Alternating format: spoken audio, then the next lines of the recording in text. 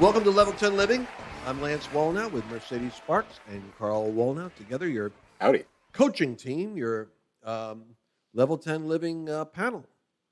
Level 10 Living is about the core criteria that we discovered over the course of like 30 years of immersing in the field of peak performance psychology and peak performance practice, and then integrating it back into the Bible.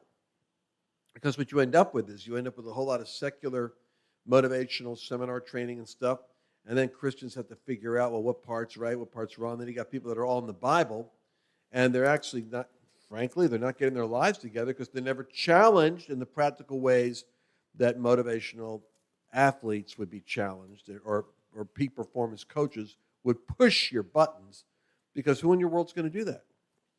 So you fuse the two together, and you have this remarkable, fun area of Level 10 Living. And when we're talking earlier about passion and how your passion sometimes is a key to what you're called to do, and sometimes it isn't. Sometimes it's a key to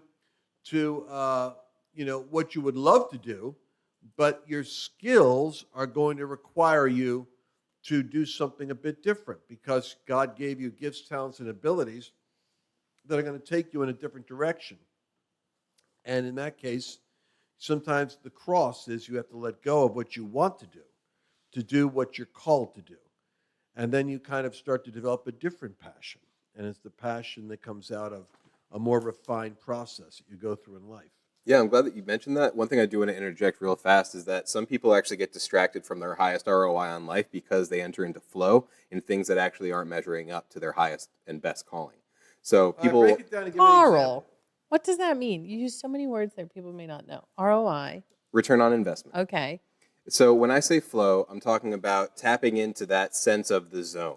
A lot of athletes have experienced this, especially when working with a team, where you and the team move as one. It actually feels like you know intentionally or unconsciously where other members of your team are going to be, and so you pass the ball to where they're going to be instead of where they are currently. Or you're playing in a band, it's like free-form jazz. You're able to bounce off each other's idea in real time without having to think about it. So that's flow, and that's the zone that I'm referring to. So sometimes people will enter into the zone or enter into a state of flow, but it's not doing the thing that they're actually built for. It's not entering into flow in the realm that's actually going to give them a return on investment for their time and the energy and all of that goes into it. So sometimes we can actually distract ourselves by entering into the so zone or this zone that we're in, and it feels amazing. It feels like God is speaking to us. It feels like we're doing exactly what we need to do, but we may have actually just missed the boat on what we're actually showing up for. And so that happens sometimes. And I just wanted to interject that before we get too far along in this segment. Well, as I grew up, as you kids grew up, and I was getting older, we would be comparing notes in this field of performance psychology and business. And we said, these kids, they're wasting their life away sitting on couches playing Donkey Kong and Mario 1 and Mario 2. My kids were among them, sitting there, We'd hear this music in the house, they're playing these games. And for a series of years, we said, you watch. These kids are just wasting their lives away with these video games. Shut them down, parents. So we found out that they were making a fortune utilizing those same skills and aptitudes in the field of designing games, creating games, entertainment, and a whole new generation of high-tech wizardry was coming out of the kids that sat on couches playing with the games. They found their passion was somehow interacting there, and that led them into skills, talents, and abilities they were able to monetize later. So... not always, but yeah. Not always. Certainly, there are a great many. Probably 98% of the kids that sat on couches and just played and vegetated with a game didn't go on to make a living doing gaming. I'm sure. We were talking about escapism earlier. Yeah. Well, I'm just pointing out that sometimes a passion. Rush Limbaugh, the great Rush Limbaugh, he started off by doing broadcasting in his family, where they had one speaker downstairs in the living room, and he was like listening to the radio upstairs, and he would narrate baseball games. I mean, as a kid, he wanted to broadcast what was going on so other people wanted to listen to him interpret what's going on. And he was tapping into something. I remember a lady named Judy Straw, who was a mentor of mine in Carlson Learning, one of the early companies that led me into doing all this research. And I would moonlight as a pastor by doing behavioral consulting for organizations, psychological, personality analysis, and stuff like that. And what I found was, Judy told me one time, she said, what I really do isn't, she said, I train people on how to do these instruments, but really, when I was a kid, I used to love to build these little boats that would go across this pond we had. I'd build these little boats, and my dad showed me how to do it. And she said, one day I realized that when I was a child, I was building a business vehicle to get across the lake, that the metaphor was somehow connected to what I did as a child.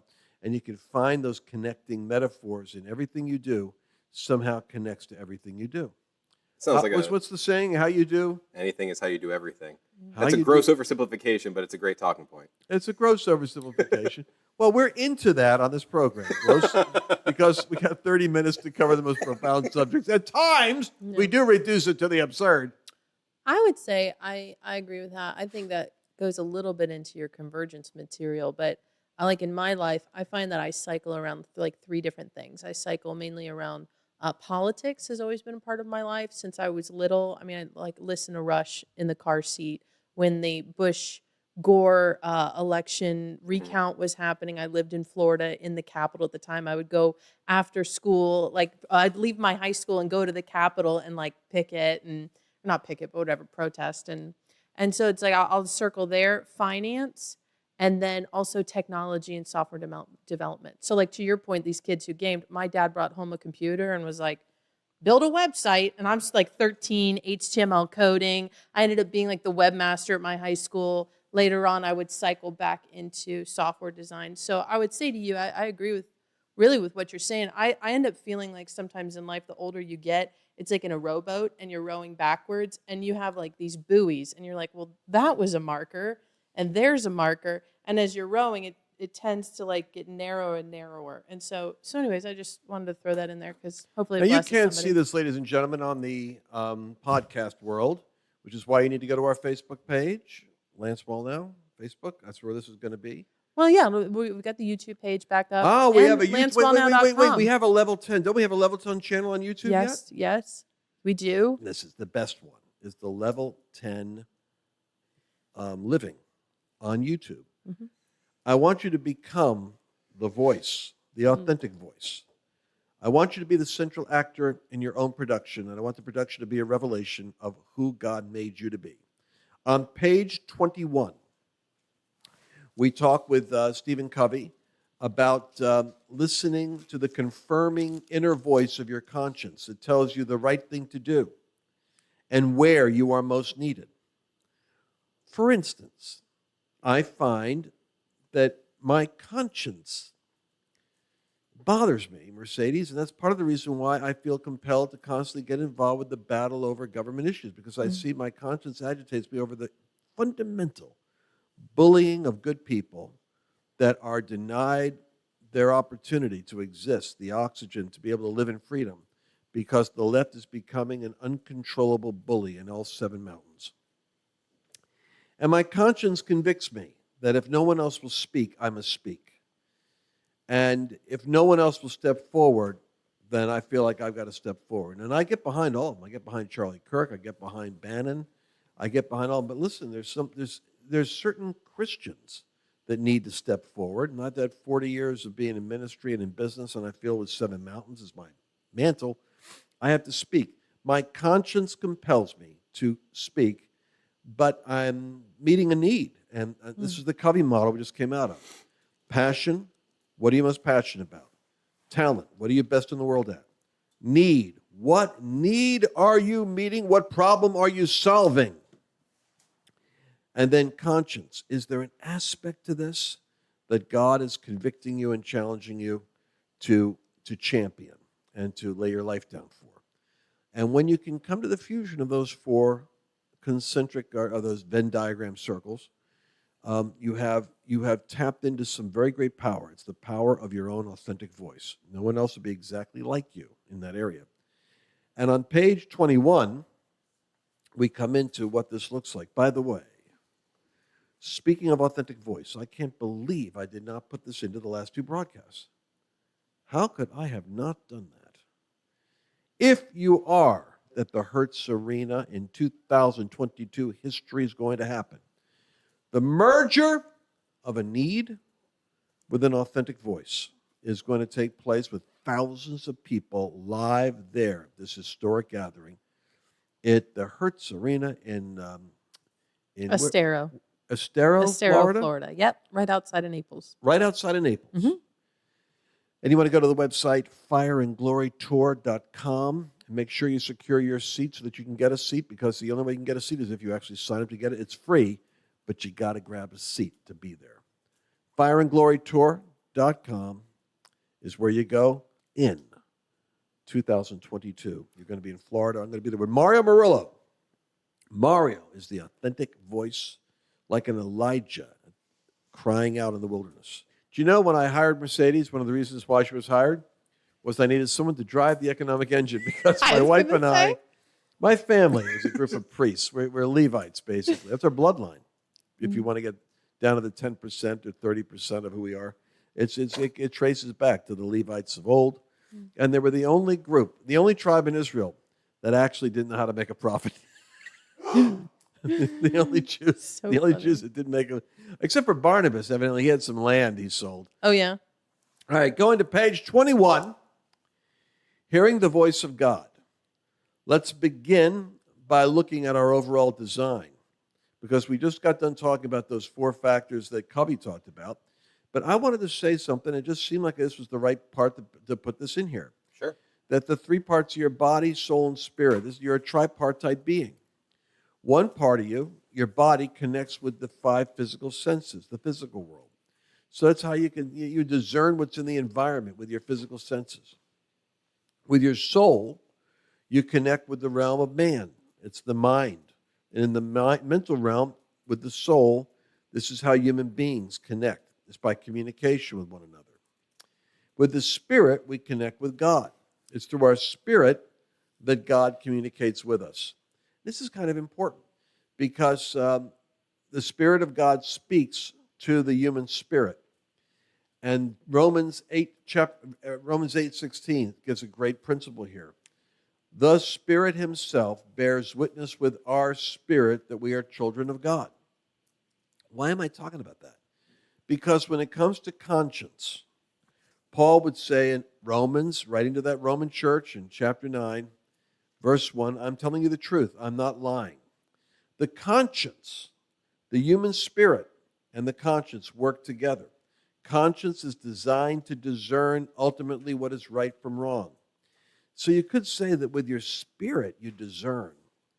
With your soul, you evaluate. And with your physical body, you sense. And they're mysterious how they work together. For instance, I knew a guy who was one of the top C.B. Richard Ellis sales guys, who could sense when a deal was good to do. And he'd say he'd get a gut feeling. You ever hear that term, gut feeling? It's as though he had an intelligence built into the heart that was in his inner midsection. Yeah. And so you're nodding at me like this makes sense to you. Yeah, the lining of the stomach is markedly similar to the lining of the brain. So to refer to your gut as your second brain is like an observed phenomenon in the scientific realm.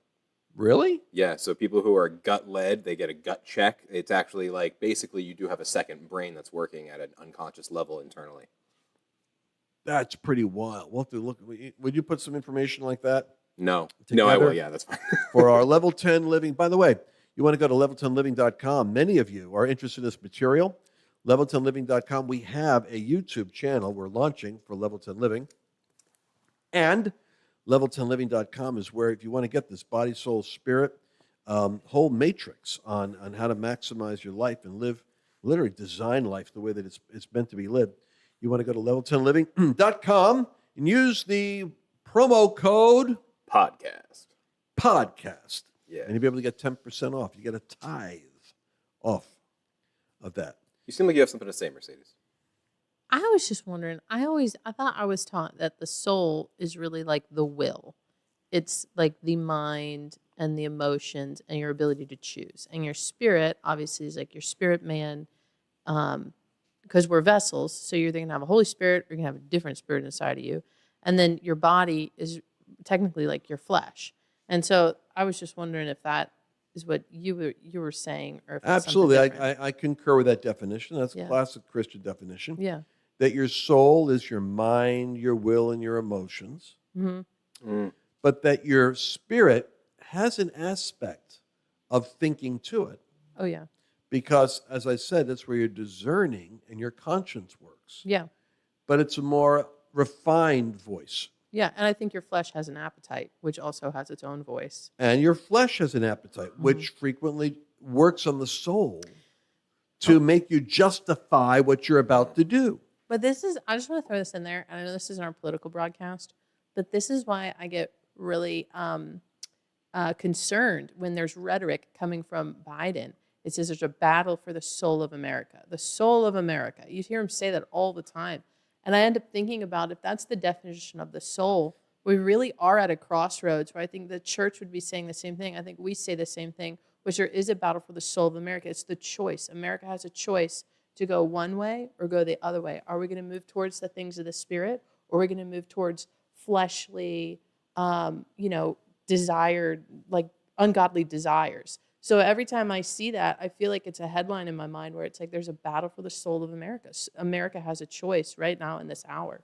Anyways, just throwing that in there. I'm so with you. And America is, and when you talk about they're using the rhetoric of Christian persuasion, which is so artful and so cunning. The battle for the heart of America, the battle for the soul of America, the battle for the future. Well, think about that. You're right. They're using that language. The soul is the mind, the will, and the emotions. Okay, but if Biden is fighting for the mind of America, like, I'm not going to cuss, but we're not in good place right now, you know? Also, like, if somebody was, for instance, good, hardworking Christian person, we'll use the term, or the case of Phineas Gage, one of the first studies in mental health in America. A guy was working on the railroad blew up through a bar through his head, and he was forever different. That was when we finally understood that, like, personality is actually in the brain. So according to what you guys are saying, I have some questions on the terminology, but his soul is augmented because his mind isn't where it was? Whose soul? Phineas Gage. So a good Christian individual, we'll say, I don't think he was before that, but he was like an upstanding member of society. Good Christian person has a mental issue. They have something happens, maybe whatever, a stroke, for instance. And now their brain is slightly different. Their soul is now different as a consequence of their brain being different. No, but it does mean that the vehicle of the physical brain Right. is separate from the soul in terms of the immortal soul. And one of the interesting points there is it's kind of a grisly story. But I was reading in the Philadelphia Inquirer the story about a man who was a Christian that had a brain tumor. Yeah. They took out a whole chunk of his brain. He was going to die. Yeah, in the type of 2 weeks. lobotomy. But they basically, he met with his family and had lucid communication and conversation with them, much to the shock of the medical community that thought that if you remove that part of the brain, there should be a disruption of the faculties, which just revealed that there's another aspect of this that might be a little bit harder than science can map, which is that the soul indeed may be a spiritual phenomena, and the brain becomes the vehicle that it's working through. In the same way that you have a living personality and soul, but your physical body ages. And as your physical body ages, it puts an inhibition on the scope of what you could do. And yet, you ever meet an old person, I think your grandfather was like this, who even though they were frail and limited in their mobility, what they were on the inside, you could see them. They were still a kid. They were still a wild teenager driving fast in a car. Oh, yeah. Bright-eyed and bushy-tailed. That's right. But they're old and feeble, and their physicality was the casket is aging, but the gem on the inside is eternal. I mean, his engine was your dad, Grandpa Carl. Yeah, his engine was like a V8 in like an Oldsmobile. You know, like he was an old dude. He was 99, but I mean, he was sharp as a tack right up till the end. So like you could see that light on his eyes. There. He loved to go to Zumba class. Yeah, He'd move himself like 6 inches this way, 6 inches that way. You know why? Because he loved all those pretty young girls there. And all the young girls were in their 70s and 80s. Anyway, Yeah. that's, that's. I'm sorry. That DNA is in you too, buddy. You're not too far Thankful. from it. Hashtag What blessed. I want you to catch is that your spirit is where God will talk to you. Okay. And the reason I'm saying that is because for a lot of you that are trying to discern what God wants you to do, you get mixed up. Have you heard people say, I don't know, is that me or is that the Lord? Is that you, God, or is that me? The reason why I heard that. that happens is because his spirit bears witness with your spirit, and your spirit sounds like you. So it's like an echo. Imagine God speaking to something and echoes off of it. It's echoing off of your spirit. So when God's talking to you, the still small voice of conscience is bouncing off of your sound into your thinking. So boom, the ricochet, God's voice off to your spirit into you, and you're hearing it as though it's you talking. But if you've ever heard God at all, and you all have, if you're a Christian, you heard God, you couldn't be a Christian. You'll find your conscience becomes one of the vehicles that God speaks to and testifies. The Spirit himself testifies with our spirit that we are children of God, Paul says in Romans 8. And the reason I put this in this manual is because God speaks to your spirit, and your spirit is picking up on what the Holy Spirit's saying, and sometimes you don't know it's God, which is why it's so important to have the Word of God in your soul, where you build up your mind and you build up an inventory of information with which to test the veracity, the accuracy, the alignment of whether or not this is the way that God thinks, because God's thinking is in this Bible. In 66 books, it reveals the patterns of how he thinks. And you can develop a discerning of whether something's congruent with the nature and personality and disposition of God, because God's congruent from Genesis to Revelation. Intuition, conscience. I'm talking about those two now. How is intuition different than conscience? Carl, can you read to me what it says there in that fourth paragraph on page 22? Sure. The fourth one that starts with much guidance. Intuition describes. Gotcha. Intuition describes the ability to know something beyond the realm of reason or circumstance. Our spirit can know what our soul cannot. This is intuition, the direct sense of perception in our spirit. Jesus' spirit could perceive the thoughts and the hearts of others. Likewise, Paul perceived that the ship he was on would be destroyed in a storm. Men, I perceive that this voyage will end with disaster and much loss, not only of the cargo and ship, but also our lives. God bless you, Mercedes. Sorry. Do you know why we say God bless you, by the way? Because people thought that demons were entering the body. Yeah, back in the Reformation days, they thought that was a demon, which tells you they had far more revelation about how frequently demons were coming and going than we've got. So let's not let... Well, surprise. Surprise. Yeah, exactly. Jesus spoke of intuition by saying that the Holy Spirit of God dwells in his followers, would show us things to come. Intuition is when you have a sense of knowing something beyond the realm of reason or circumstance. It's the brain and the gut that you were talking about, Carl. It's another form of intelligence, but it's based on a sense of what I'm talking about here is when he, the Spirit of truth comes, Spirit of truth, notice, Spirit of truth. That kind of speaks about conscience and knowledge and spirit, because the Spirit of truth comes, he will lead you into all truth, and he will show you things to come. I never quite caught the connection until I said it now, that if you really want to be accurately led by the Spirit into your prophetic future, you should be accurately responsive to the truth when God shows it to you. Whoa. That's a spicy meatball. What a responsibility we have then. Yeah. Right? If you want to be accurately, prophetically led into the future God has for you, you have to respond to the truth that he gives to you. Man. So in our last minute and 46 seconds, I pray for everyone listening to the sound of my voice that you are going to begin to hear your conscience and honor the voice of the Spirit. Don't be afraid of what God says to you, because God is on your side. God is for you, not against you. He wants to cause you to intuitively make wise choices in the next day, in the next week. And if you have a problem hearing, this is where relationships come in. He'll speak to you through a son, a daughter, through a spouse, through a friend, through a parent, through a pastor. God has many ways to speak, but if your spirit is sensitive, you won't resist his voice when it shows up. And I'm praying for you, each of you right now, that you're going to have an increased perception. Like Paul, you will perceive the future, and you'll hear the conscience and the voice of the Spirit guide you on wise decision-making on how to navigate. Go to level10living.com. Use promo code podcast. We're on page 22. And we're right now getting into that area, Mercedes, you're asking about, the soul, the mind, will, and emotions. Because if we listen to what the Spirit of God says, you can see healing accelerate for the injuries. You've got a spiritual body that's just like a natural body. You could get scarred, you could get hurt, you can get wounded, and sometimes a bone can break and you walk funny because it didn't get set in properly. That's the same way it works with the soul. We're going to talk about how to walk healed on the inside in the next episode. Did you enjoy this latest episode? Please remember to share it with your friends, because the more knowledge you have, the better equipped you are to navigate the world.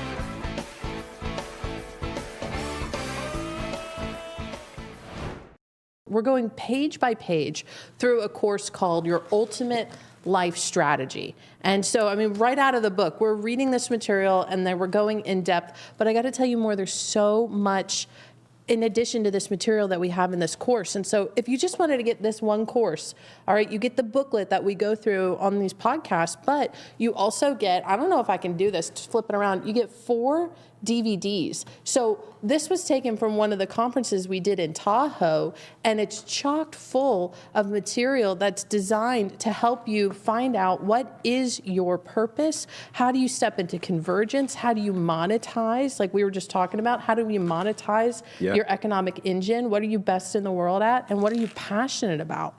And so I want you to get a hold of this because we give you some great tools too. You have the Wheel of Life. This is going to look at 10 different areas that you really need to excel in. You talk about that level 10 living. You want 10s in each of these areas, and we show you how to do that. The other thing we do with you is your timeline. And so that's going to actually take you from like your high points when you were young. I'm going to say as early as you could say 6, 7, 8, 9 years old, all the way to where you are right now. We look at your high points and low points. And in the midst of that, we see, what is God doing? What is God's message to you throughout your life? What are you called and created and destined to do? And so we really want you to get a hold of this material. You need to learn how to invest in yourself. A lot of you are out there and you're doing so much for other people. But in this hour, God is raising up an army, and God is raising up individuals that need to find their place. And so in order to get a hold of it, you want to go to level10living.com and use the promo code podcast, and you'll save 10%. So I just want to get this in here and make sure you get the opportunity to take advantage of it.